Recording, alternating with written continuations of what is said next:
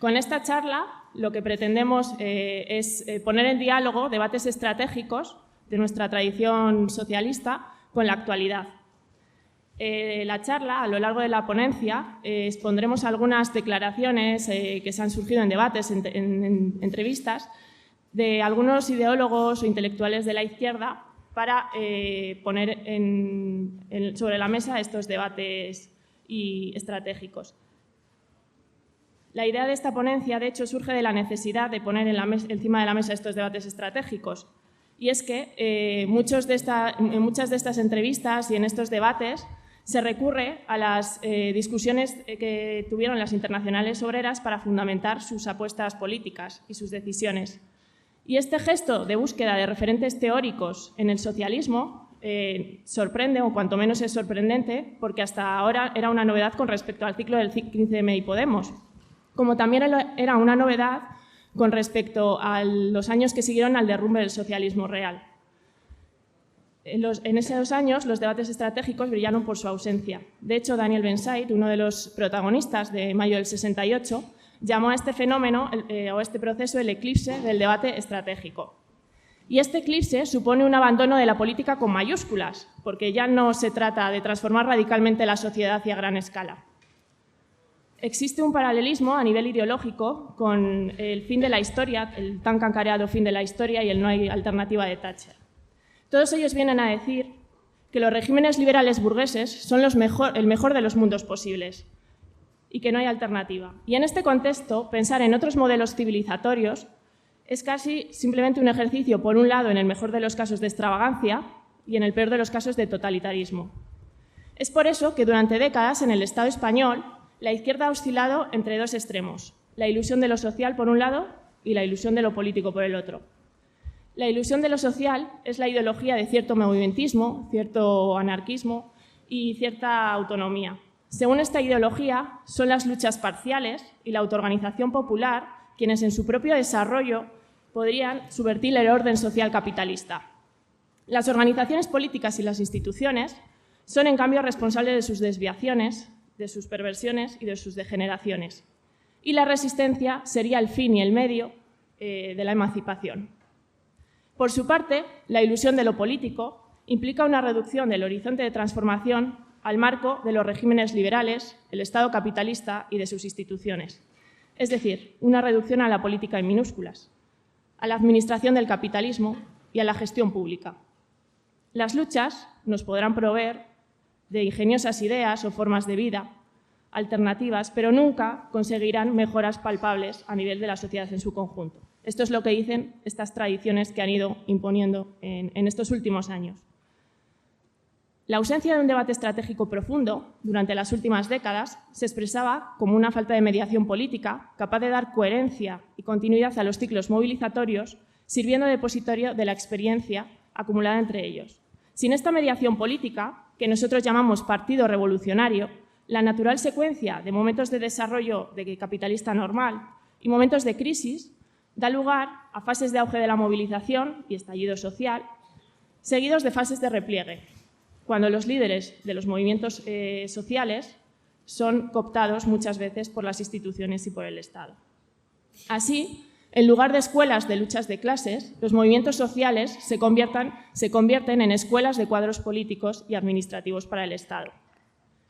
A nivel ideológico, esta secuencia era una oscilación entre un izquierdismo antipolítico y el posibilismo más crudo. No hace falta recordar la trayectoria de muchos dirigentes políticos durante los últimos años para ejemplificar esta experiencia. Ada Colau, Alejandra Jacinto, entre otros, ¿no? De esta manera, los objetivos más ambiciosos apuntan a democratizar el Estado, ampliar el gasto social, nacionalizar sectores estratégicos o auditar la deuda. Y más allá no había nada, o no hay nada, según estas tendencias. Claro que la voluntad de transversalidad en los movimientos sociales y el pragmatismo de las instituciones que provocaban que estos objetivos, por modestos que fueran, quedaran sepultados. Hoy, en cambio, estamos en una situación diferente. Aunque la hegemonía capitalista en sus versiones de izquierda y derecha sigue inalterable o incuestionada, la capacidad del capitalismo europeo y español para ofrecer un horizonte de mejora y estabilidad que pudiera ser deseable para las clases trabajadoras es cada vez menor. Por todo eso, el campo político que se sitúa en la izquierda del PSOE está en un impasse, marcado por su incompetencia para traducir sus posiciones institucionales en mejoras reales y sustanciales. El auge reaccionario, las tensiones bélicas, la crisis ecologista avanzan sin que haya una propuesta seria por su parte. Por eso recuperan los viejos debates, para justificar una política que no nos lleva a ninguna parte. Los frentes populares, los frentes únicos y los gobiernos obreros son sacados del baúl sin grandes labores de traducción a nuestro contexto. Por tanto, a lo largo de esta charla vamos a elegir, como decía en un inicio, algunas declaraciones de intelectuales y políticos de la izquierda parlamentaria y extraparlamentaria sobre ciertos elementos estratégicos y determinadas tácticas de la tradición socialista, para exponer el contexto donde nacieron o se formularon, las razones que los justificaron y los resultados que arrojaron. Primero hablaremos sobre la acción política. Después trataremos la cuestión del gobierno en el Estado capitalista. Más adelante daremos algunos apuntes sobre alianzas con fuerzas de políticas burguesas y en el último fragmento abordaremos los frentes amplios. Vamos a comenzar con esta primera parte, sobre la acción política de la clase obrera. En ella vamos a recuperar un fragmento de Emanuel Rodríguez, que quien no lo conozca es un intelectual que viene del mundo de la autonomía, vinculado a la editorial Traficantes de Sueños, que decía más o menos, leo textualmente: ¿cuál es la relación entre los procesos de autoorganización y las direcciones políticas? Yo lo que vengo a decir es que las direcciones políticas siempre son problemáticas, incluso las más clarividentes. Y yo no me fío de ellas. El problema de la mediación política es un problema que no tiene solución para mí. Considerar que un cuerpo separado sea capaz de guiar un proceso caótico, complejo y que precisamente su riqueza es su pluralidad y unificarlo en un proceso de ataque del Estado sin que construya luego estructuras de tipo burocrático es algo que no podemos validar históricamente, decía. Bueno, aquí se recoge sintéticamente una determinada actitud hacia las organizaciones políticas propia de libertarios, de anarquistas y de autónomos de diverso tipo. En tanto, las organizaciones políticas y las direcciones tienden a imponer una determinada orientación a la pluralidad y a la heterogeneidad de las luchas, desfiándolas de sus fines, según ellos, quienes están comprometidos con la emancipación obrera deben abstenerse de toda acción o organización política para dedicarse a impulsar las luchas.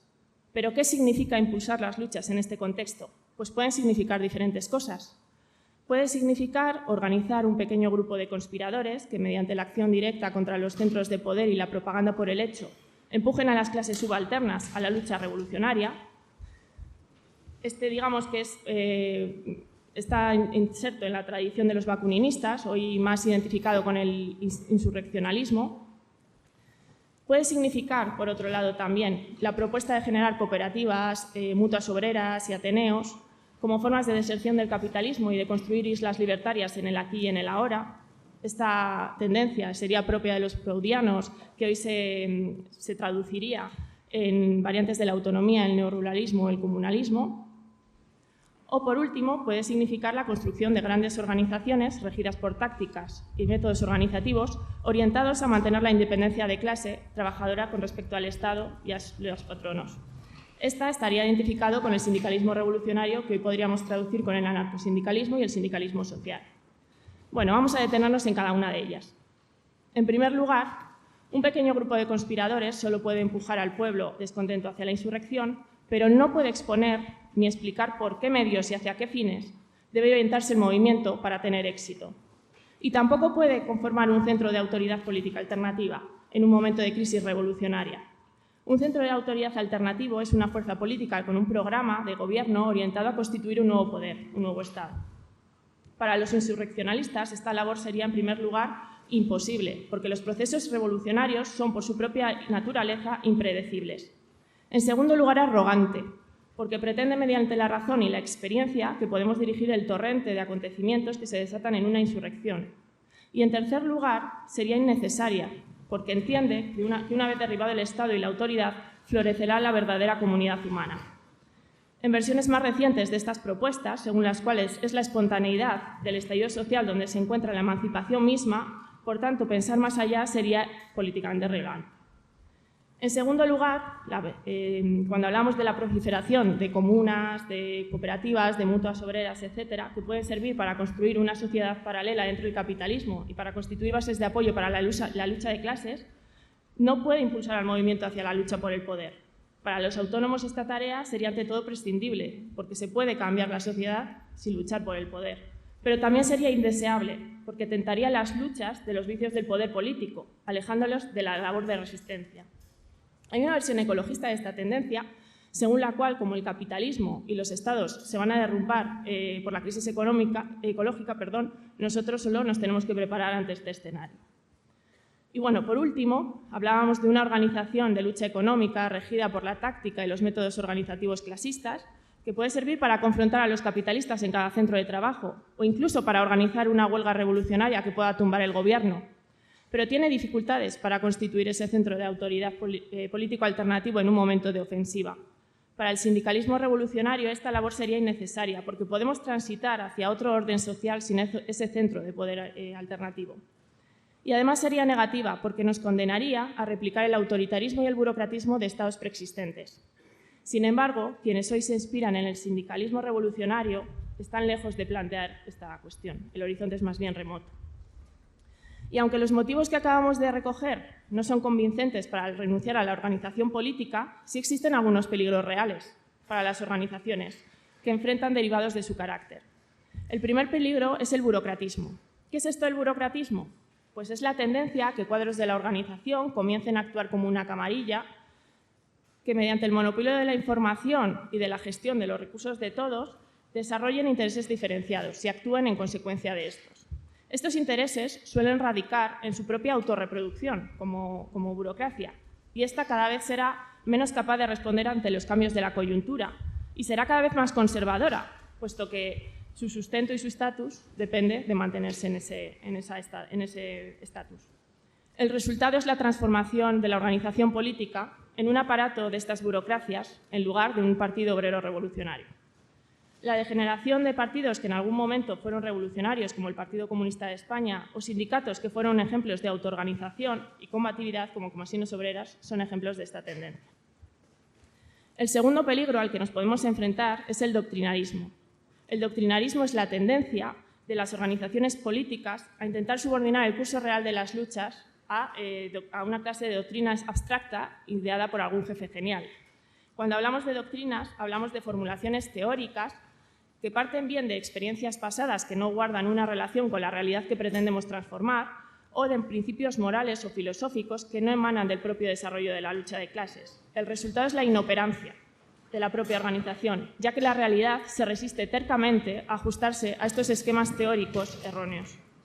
Tradicionalmente estas tendencias se ajustaban o se asociaba con el socialismo utópico o con ciertas sectas contemporáneas a Marx. Sin embargo, ya es habitual también entre comunistas que priorizan las discusiones y los acuerdos teóricos sobre los políticos, impidiendo salir de la lógica del pequeño grupo. Tenemos decenas de ejemplos de esta corriente en nuestros territorios. Y el tercero es el oportunismo. El oportunismo es la tendencia que no es ni mucho menos exclusiva de las organizaciones políticas.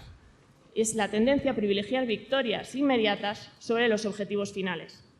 Cuando intentamos rebajar nuestro mensaje para llegar a más personas, cuando nos centramos en demandas de consenso para no tensar espacios de la lucha en los que estamos participando, cuando privilegiamos la agitación sin tener un marco y unos medios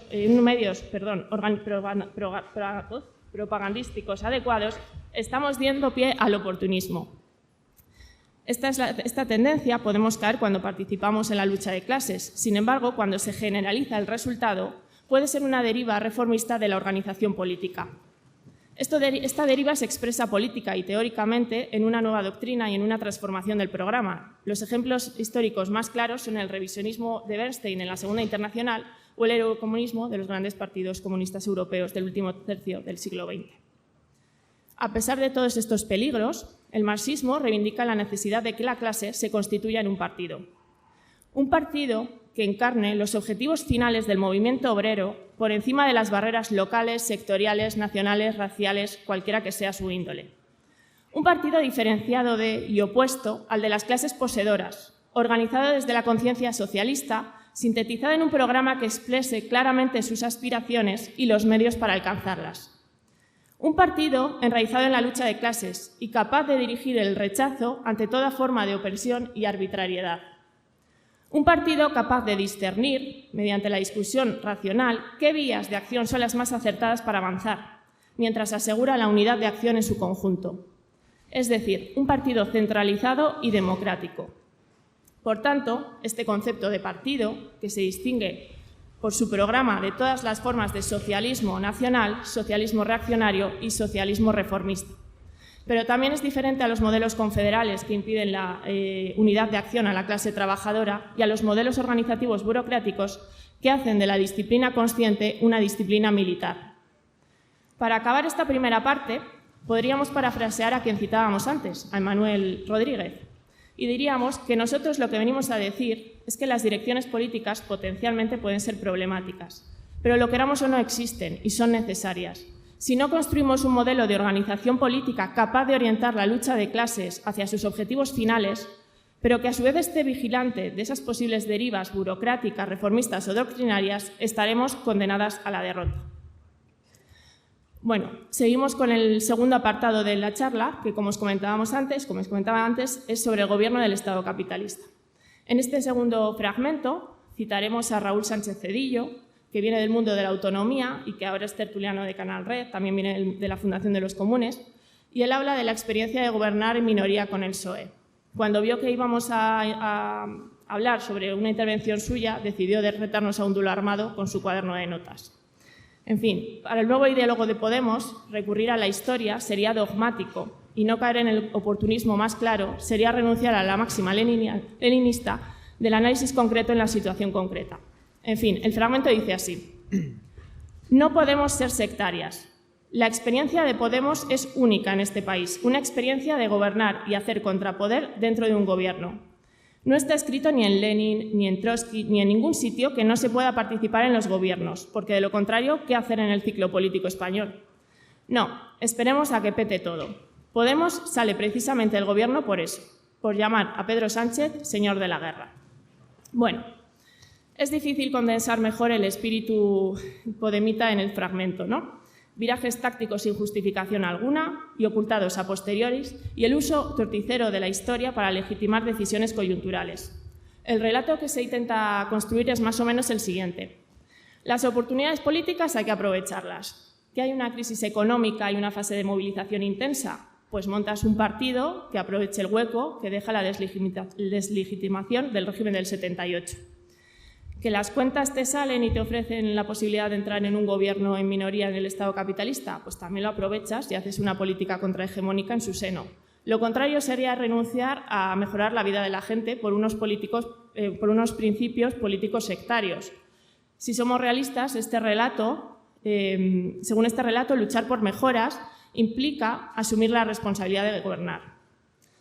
Y que dices que tu socio de gobierno decide prescindir de ti porque ya no eres necesario, pues siempre lo podrás justificar diciendo que llamaste a Pedro Sánchez señor de la guerra, cuando durante tu paso por el gobierno se aprobase la mayor subida de gasto militar de la historia reciente.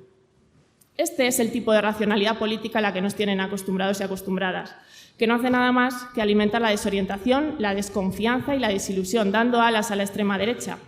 El motivo es sencillo. El último ciclo político reformista se abrió con una crisis financiera a nivel global y el modelo capitalista neoliberal entró en una fase de incertidumbre en la cual los principales estados capitalistas han intentado ensayar nuevas formas y nuevas respuestas para salir de esta situación con poco éxito.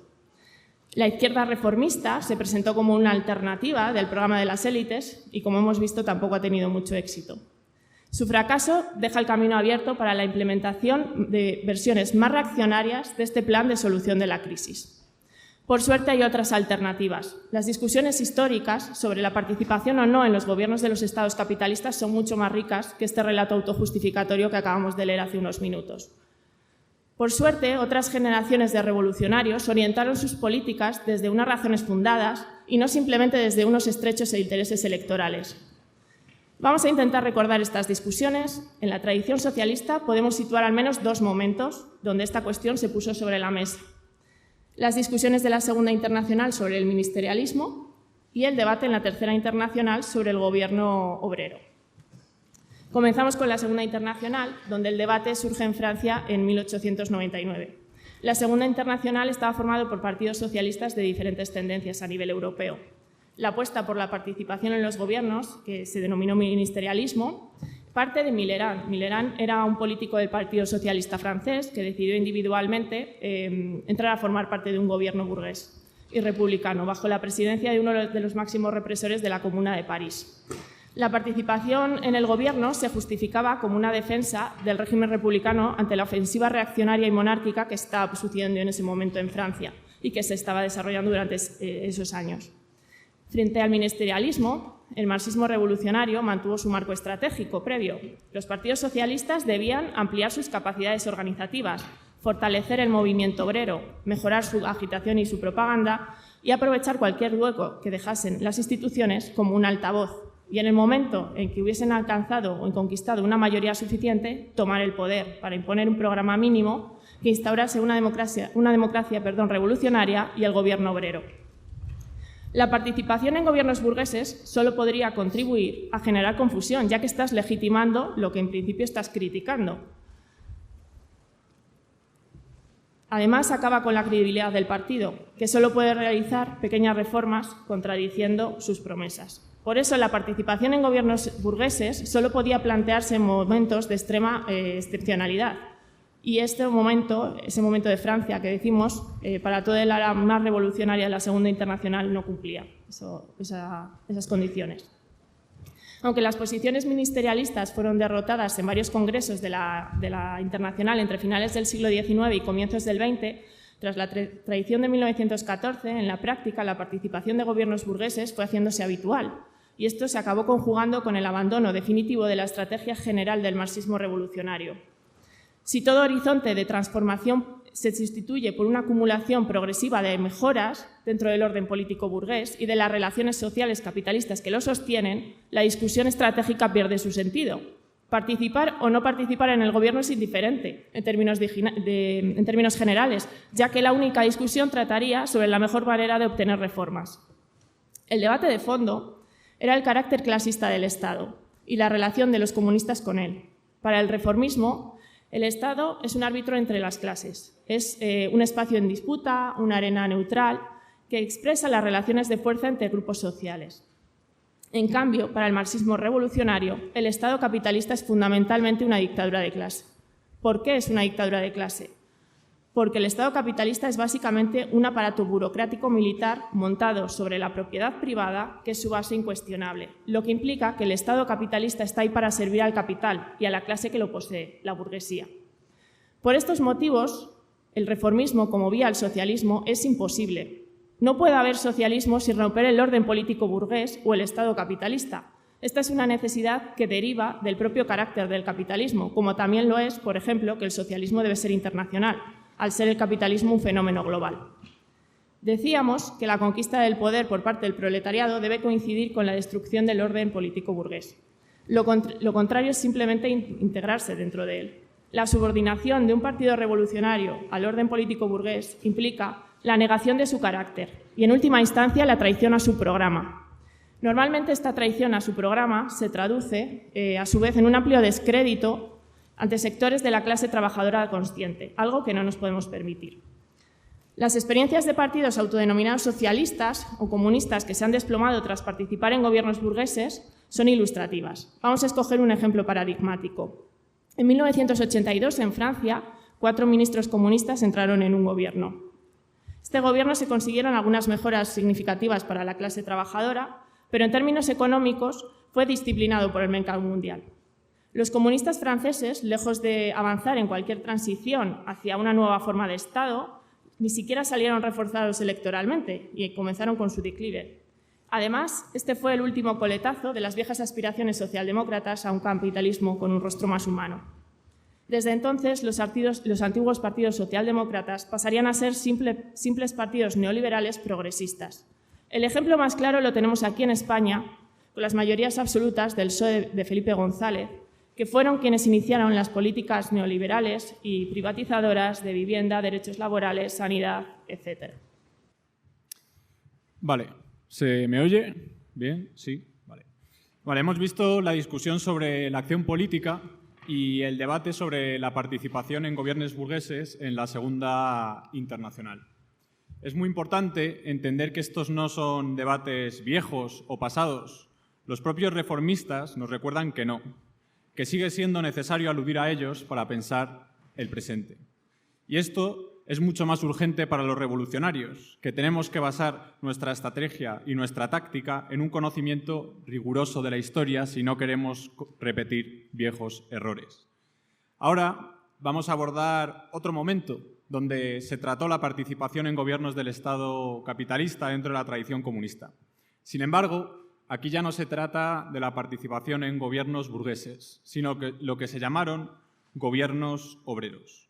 Los gobiernos obreros eran básicamente gobiernos que reunían a fuerzas políticas de composición obrera, pero con programas reformistas o liberales. Esta discusión se dio en el tercer y en el cuarto congreso de la Internacional Comunista. El contexto era radicalmente distinto al debate sobre el ministerialismo en la Segunda Internacional. No era un momento de desarrollo capitalista pacífico que daba pie a una extensión de los derechos sociales y políticos de la clase trabajadora, sino que era un momento marcado por la guerra y por la toma del poder por parte de los bolcheviques. En este periodo, el periodo inmediatamente anterior, los comunistas habían apostado por romper con los partidos socialdemócratas, organizarse en torno a un programa de ofensiva e intentar tomar el poder de sus respectivos estados. Sin embargo, de lo que carecían estos partidos comunistas en Europa occidental era del ingrediente fundamental, es decir, carecían de un partido comunista de masas, de un partido enraizado en la clase trabajadora y con capacidad para dirigir a las capas medias vacilantes. Los ejemplos de Alemania, Hungría o Italia son ilustrativos. No era suficiente ser un pequeño grupo con mucha determinación para tomar el poder en un Estado capitalista en Occidente. Con estas experiencias sobre la mesa surgió una pregunta fundamental, que es cómo ganar a la clase trabajadora para la revolución socialista en un momento en el que ésta aún está hegemonizada por los partidos reformistas. Así se ideó el Frente Único. La propuesta era sencilla. Los comunistas debían promover la unidad de acción del movimiento obrero mientras señalaban la cobardía de los partidos socialdemócratas, consiguiendo mejoras inmediatas y apuntando hacia la necesidad de una radicalización del movimiento para cumplir sus objetivos. El Frente Único, por tanto, servía para favorecer la tendencia de la clase trabajadora hacia la asociación y hacia la unidad y permitía crecer al Partido Comunista evitando tendencias sectarias y divisivas. Pero esta unidad requería un elemento fundamental, requería de la libertad de crítica. Si los comunistas censuraban sus posiciones, el Frente Único no podía servir a estos objetivos. Se entiende, ¿no? Se plantea la unidad con los partidos socialdemócratas para impulsar mejoras inmediatas, mientras se mantiene la autonomía y la libertad política para criticar sus posiciones y mostrar la cobardía de las cúpulas de esos partidos y a la vez mostrar cómo los comunistas eran los valedores de la auténtica unidad del proletariado. No obstante, esta táctica podía plantear y planteó otro dilema fundamental, y es cómo se expresaba esa unidad en el plano electoral y, como consecuencia, en el plano del gobierno. Así se presentó la tesis del gobierno obrero. En estas circunstancias, gobernar el Estado capitalista abría nuevas posibilidades. Ganar un gobierno obrero bajo una alianza de socialdemócratas y comunistas podía servir para radicalizar el movimiento. Podía servir también como una primera conquista dentro de una ofensiva general contra el Estado. Aquí el acento, sin embargo, no se ponía tanto en la aplicación o no del programa que acaba de comentar, sino en la propia dinámica interna del proceso revolucionario, donde los sectores más radicales irían dejando atrás a los sectores más moderados. ¿Quién es quién en este relato? En este relato, los sectores radicales, obviamente, eran los partidos comunistas. Y los sectores que quedarían atrás por la dinámica del proceso revolucionario eran los sectores reformistas de la socialdemocracia, mientras que las bases obreras y los sectores centristas serían arrastrados por la propia dinámica. Así, los comunistas pasarían de ser una minoría relativamente aislada dentro del movimiento obrero a ser una minoría decisiva para la toma del poder. El problema aquí es que este esquema sigue una lógica espontaneísta y aquí reside su principal defecto, en creer que la propia lógica de la lucha es la que radicaliza, dejando atrás la cuestión de los grandes objetivos finales expresados y sintetizados en el programa. En este sentido, es fundamental que tal unidad se dé desde la claridad programática. Hoy en día, esta lógica de generar frentes unitarios sin límites programáticos claros y sin una discusión política abierta, esperando a que la propia acción y práctica de lucha desborde a las direcciones reformistas, favoreciendo a los pequeños grupos comunistas, es particularmente habitual entre grupos trotskistas. Esta perspectiva, sin embargo, no se validó en los hechos, lo cual demuestra que es una mala idea. Lo que sucedió fue más bien lo contrario. Las experiencias de gobierno obrero con socialdemócratas acabaron, en su mayoría, reduciendo a los comunistas a un mero apéndice del Estado. No consiguieron ponerse a la cabeza de ningún movimiento revolucionario. ¿Por qué? Bueno, hubo varias causas. Una primera sería la autocensura de los comunistas en los frentes únicos. Una segunda serían los continuos virajes que dieron los comunistas en estos años. Es decir, pasaron de romper con la socialdemocracia a reivindicar la unidad con la socialdemocracia, a designar como fascistas o socialfascistas a la socialdemocracia, para luego unirse también de nuevo con ellos. A esta falta de confianza se unía el destino que habían tenido los socialdemócratas en la experiencia rusa, que habían sido prohibidos y reprimidos.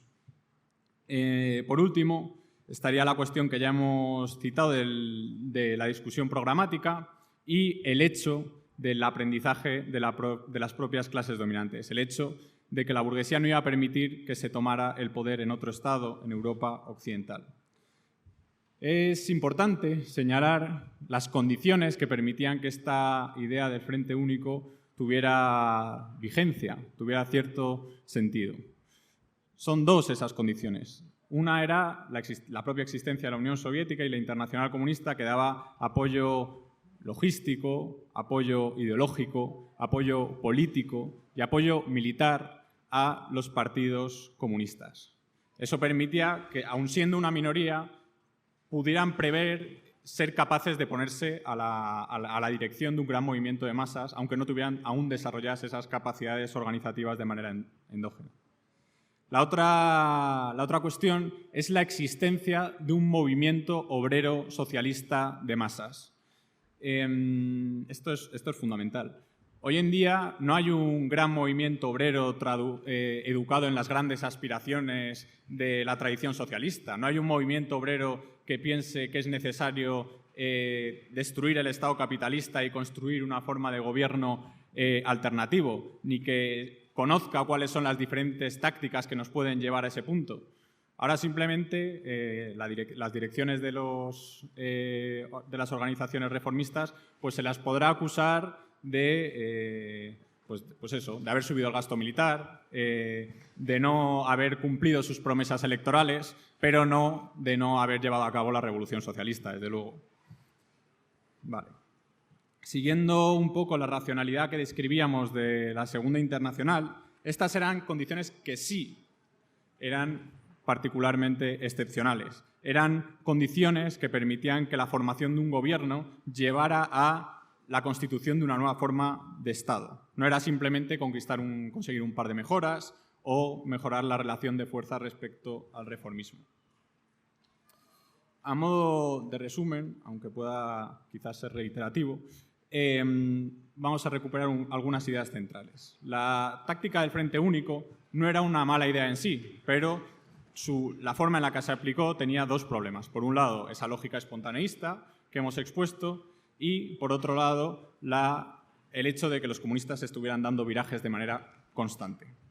Además, tratar de plantearla hoy, como se hizo hace 100 años, como hacen algunos grupos, sería una cosa que no tendría sentido, simplemente. O sea, la lección más básica son dos. Por un lado, que no podemos importar tácticas del pasado y, por otro lado, que toda política de alianzas con sectores obreros o no obreros debe sostenerse sobre la completa autonomía política y libertad de crítica. Vale. Sin embargo, la Internacional Comunista también planteó la unidad con partidos burgueses orientada a formar un gobierno en momentos de defensiva ante el auge del fascismo. En estas discusiones se sitúa el tercer fragmento que queríamos citar.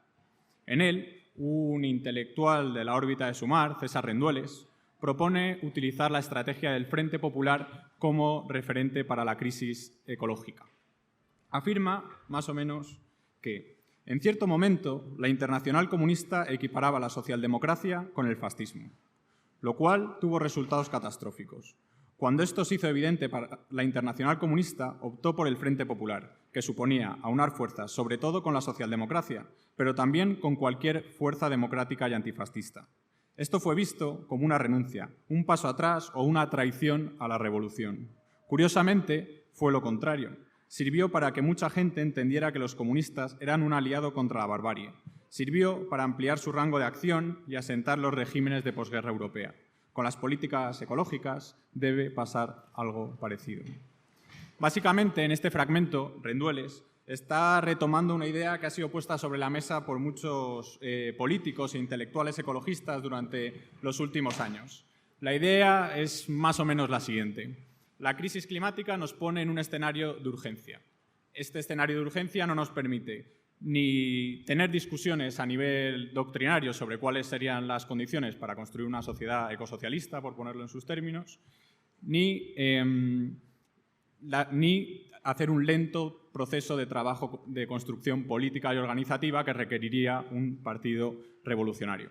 Al contrario, lo que deberíamos, siempre según estos frente populistas ecologistas, sería hacer alianzas lo más amplias posibles con todos aquellos que quieran aminorar las consecuencias más graves del cambio climático. Esto exige, por supuesto, contar con los sectores progresistas de la burguesía, es decir, con los partidos socialliberales, con los partidos neoliberales progresistas, con los grandes capitales verdes, etc. Junto a estos sectores se constituiría un bloque histórico que acabaría, mediante un programa de reformas, reduciendo esos efectos más nocivos de la crisis climática. Esta estrategia sería puramente defensiva. ¿En qué sentido puramente defensiva? En el sentido de que la defensa no se plantea como una fase para la acumulación posterior de fuerzas que permitiese lanzar una posterior ofensiva contra el capitalismo que, según ellos explican, sería la verdadera causa de la crisis ecológica. Así, el fragmento de Rendueles debe llevarnos a examinar la cuestión del Frente Popular.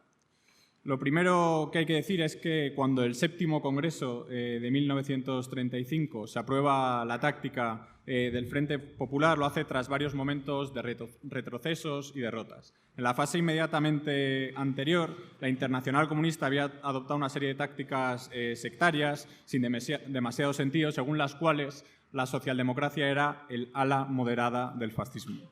En tanto ala moderada del fascismo, no era posible realizar ningún tipo de alianza ni colaborar con el movimiento obrero que se encuadraba en las organizaciones socialdemócratas. Lo cual llevó pues a un aislamiento de los comunistas y a un decrecimiento en sus fuerzas y, en última instancia, también a la toma del poder de Hitler en Alemania. El Frente Popular supuso un giro de 180 grados en la táctica de la Internacional Comunista. Ya no se trataba solo de aliarse con las fuerzas obreras, sino de aliarse con las fuerzas obreras y con las fuerzas burguesas, democráticas, liberales, antifascistas, etc. El resultado, como bien apunta Rendueles, fue exitoso en términos de crecimiento y referencialidad política de los partidos comunistas. Pero el problema es que el Frente Popular implicaba una unidad diplomática con la burguesía liberal y, por tanto, una censura de las posiciones políticas de los comunistas. Implicaba también hacer de freno de la propia dinámica revolucionaria que la lucha de clases en ese periodo desencadenaba. Y, por último, implicaba hacer del Partido Comunista una fuerza orientada a ejecutar y defender la legalidad burguesa.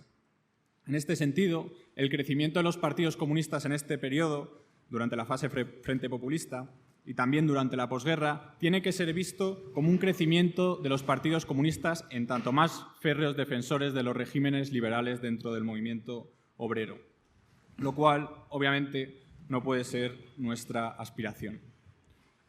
Una muestra, un ejemplo histórico que es especialmente ilustrativo para ver esta cuestión del Frente Popular es el hecho de que todos los procesos revolucionarios después de la Segunda Guerra Mundial y después de la disolución de la Internacional Comunista en 1943 fueron aquellos que mantuvieron una relación tensa con la Internacional Comunista, que fueron el caso de Yugoslavia, de China y de Albania. En todos estos casos, el Partido Comunista se puso a la cabeza de la lucha contra las potencias del eje. Sin embargo, utilizó esa referencialidad política que tenía para llevar más allá de sus límites la lucha antifascista o la lucha contra el enemigo japonés en el caso chino. En cambio, en Europa Occidental, donde los partidos comunistas también estaban a la cabeza de la lucha contra el fascismo, no utilizaron esa posición para imponer un Estado obrero, una democracia revolucionaria o lo que fuese, sino que se subordinaron a las fuerzas aliadas y a la burguesía liberal. Como era de esperar, para los del Frente Populismo Verde, bueno, le da igual todo este tipo de debates. No atienden a estas limitaciones de la táctica del Internacional Comunista, ni les interesan en absoluto, ni mucho menos aspiran a superarlas.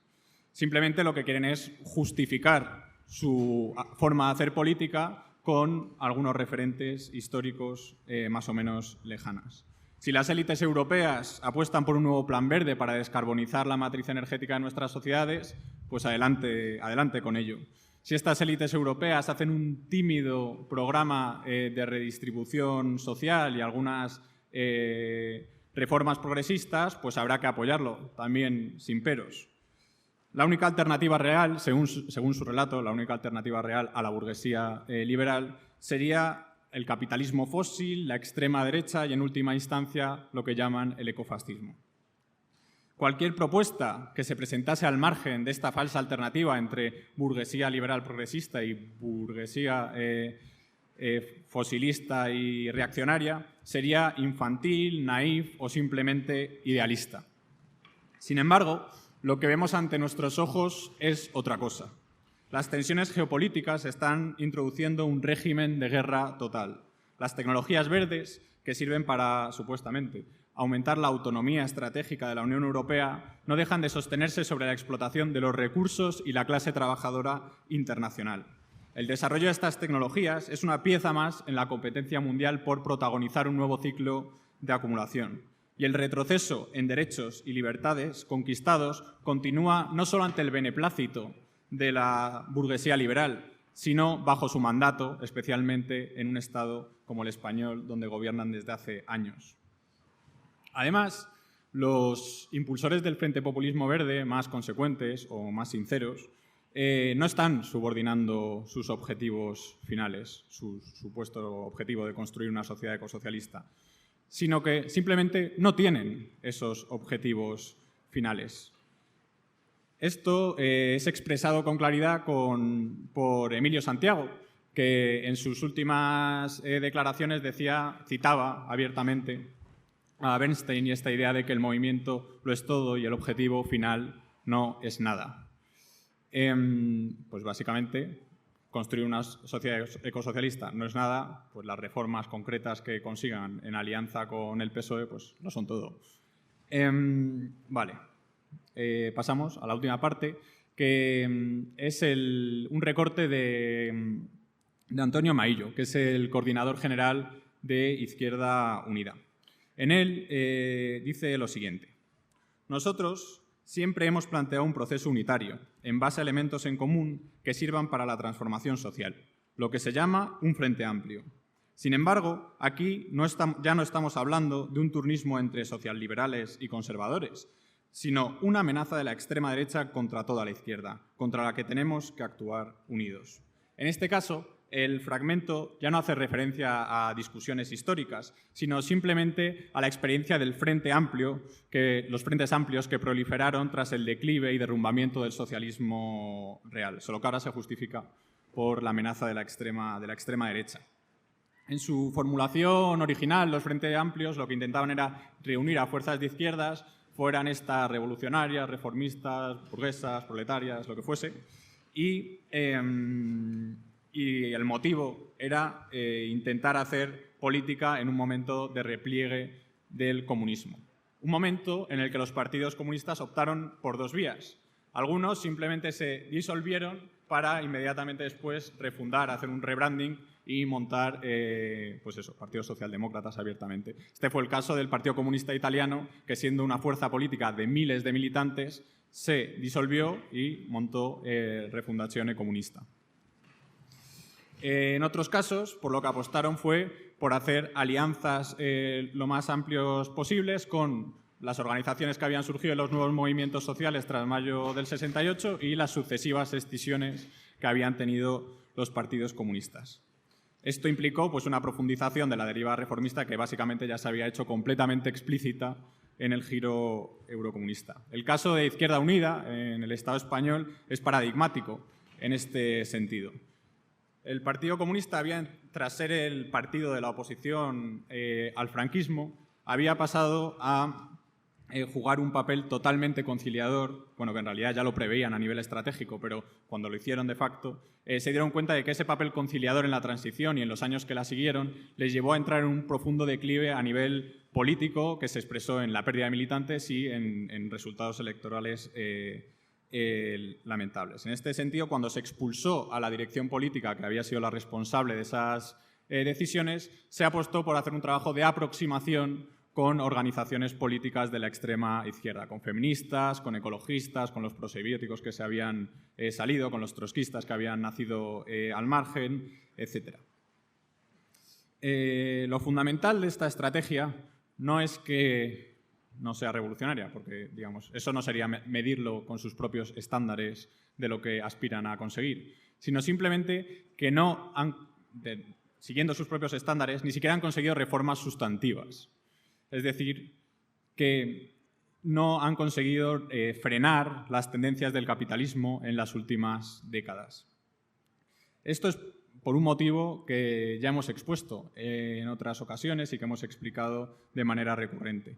Es la idea según la cual las grandes mejoras dentro del capitalismo se han conseguido cuando había una fuerza política revolucionaria y no con tímidos frentes amplios que no consiguen nada. Sin embargo, los resultados de quienes se quedaron al margen de estos frentes amplios y mantuvieron su autonomía política y organizativa no han sido mucho mejores. El sectarismo, el doctrinarismo y el burocratismo de los que hablábamos antes, unidos a una coyuntura política totalmente desfavorable en la que era muy difícil hacer política comunista, han llevado al aislamiento y a la irrelevancia política. Hoy, por suerte, y por el trabajo de cientos de militantes, se abre la posibilidad de salir del movimiento pendular entre la irrelevancia política y el reformismo. El capitalismo occidental no parece tener por delante una fase de crecimiento sostenido que permitiese llevar un programa de reformas amplio. La competencia internacional y la crisis de la hegemonía estadounidense llevan a un crecimiento del autoritarismo y a un aumento de las tensiones bélicas. Mientras tanto, la izquierda parlamentaria muestra día a día su incapacidad para dar una solución a estas tendencias o para conseguir mejoras sustantivas. Que este terreno favorable sea un suelo firme sobre el que construir una alternativa política revolucionaria requiere de todo nuestro esfuerzo, de toda nuestra inteligencia y de todo nuestro compromiso. Superar modelos de militancia personalistas, informales y burocráticos, abandonar y criticar marcos estratégicos erróneos y caducos, desarrollar una perspectiva socialista ante cada situación de opresión y explotación y convertir cada lucha en un espacio para la expansión de la conciencia socialista son tareas que no podemos descuidar. Hacer del comunismo una tendencia política de masas y construir un partido comunista que merezca ese nombre debe ser nuestro horizonte inmediato. Hoy aquí Somos cientos de personas formándonos, compartiendo, discutiendo y trabajando. Esto es una muestra de que avanzamos con pasos cortos, pero firmes hacia esos objetivos. A menudo con ilusión, con energía y con determinación, pero siempre con claridad y compromiso con nuestro programa y con nuestra clase. Muchas gracias.